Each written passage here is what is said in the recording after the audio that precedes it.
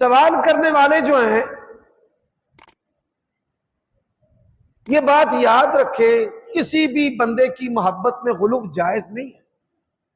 ہم تو نبی علیہ الصلوۃ والسلام کی محبت میں غلو کرنے کو جرم اور شرک قرار دیتے ہیں۔ نبی علیہ السلام کی محبت میں بھی غلو جائز ہے نہیں۔ نبی علیہ السلام نے فرمایا ایاکم والغلو فی الدین۔ اب کوئی بندہ کہ نبی علیہ السلام دیتے ہیں، میں کھاتا ہوں، مجھے رزق دیتے ہیں، مجھے اولاد دیتے ہیں، یہ بات درست ہے۔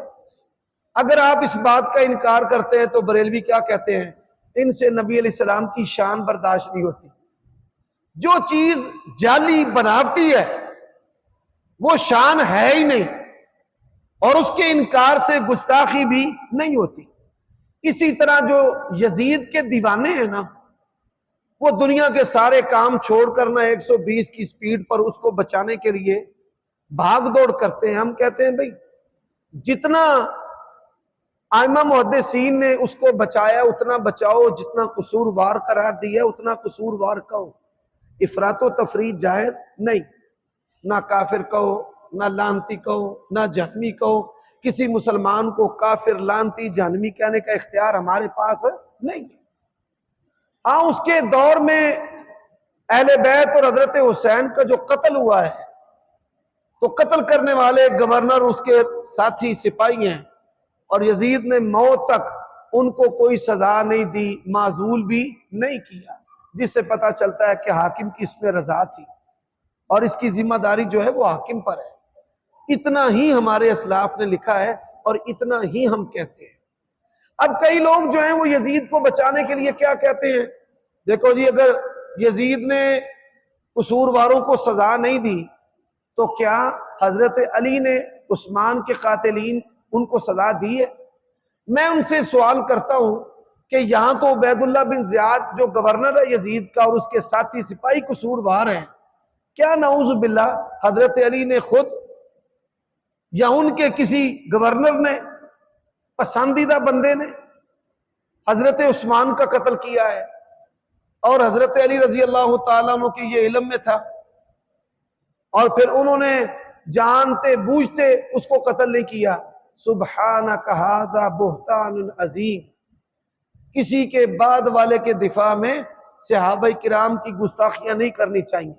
حضرت علی خلیفہ راشد ہے، اور ہمارے عقائد کی کتابوں میں لکھا ہوا ہے، محدثین نے جو فضائل کے ابواب باندھے ہیں، پہلے ابو بکر، پھر عمر، پھر عثمان، پھر علی رضی اللہ عنہم۔ ہم تمام صحابہ کا احترام کرنے والے ہیں، اور ایک دوسرے کے مقابلے میں لا کر نہ ہم کسی کے فضائل بناتے ہیں کہ ہم حضرت علی اور ابو بکر کو مقابلے میں لے آئیں، یا حضرت علی اور حضرت معاویہ کو مقابلے میں لے آئیں۔ یہ مقابلہ بازی کر کے نہ کسی کو ڈی گریڈ کرتے ہیں اور نہ کسی کو اوپر کرتے ہیں۔ سوال ہے کہ قاتلین حسین کو کس نے قتل کیا؟ دیکھیں اللہ تبارک و تعالیٰ دین کا کام کسی فاسق و فاجر سے بھی لے سکتا ہے۔ کافروں نے مشینیں بنائی ہیں، قرآن چھپ رہا ہے، کمپیوٹر کافروں نے بنائے، قرآن کی دین کی اشاعت ہو رہی ہے۔ تو اسی طرح مختار الثقفی، اللہ تعالیٰ نے اس سے یہ کام لیا، اگرچہ اس کے بارے میں شدید جرح موجود ہے۔ یہاں تک سلف صالحین نے لکھا ہے کہ وہ کذاب اور دعوے نبوت کرنے والا تھا۔ سوال ہے اہل اور آل میں کیا فرق ہے؟ اہل بیت سے مراد خاندان نبوت ہے، اللہ کے نبی علیہ السلام کی ازواج، آپ کے خونی رشتہ دار۔ خونی رشتہ دار کون سے ہوتے ہیں؟ کہ جن سے انسان کا باپ دادے سے تعلق ہو۔ ایک ہوتے ہیں خونی رشتہ دار، چچا خونی رشتہ دار ہے، چچا کے بیٹے خونی رشتہ دار ہے۔ بات کی سمجھ آئی؟ اسی طرح نبی علیہ السلام کی بیٹیاں، آپ کے داماد اور آپ کے نواسے اور نواسیاں، یہ اہل بیت میں ہے۔ آل جو ہے اس کے دو معنی ہیں۔ پہلا معنی ہے آپ کے اہل بیت، اور دوسرا معنی ہے ماننے والے اور آپ کے پیروکار۔ آپ کے پیروکار، جیسے قرآن مجید میں آل فرعون کا ذکر ہے کہ فرعون کے جو سپاہی اور پیروکار تھے ان کو قرآن مجید میں آل فرعون کا ہے۔ تو اسی طرح نبی علیہ السلام کے پیروکار، آپ کے اتباع، یہ بھی آل کے اندر داخل ہے۔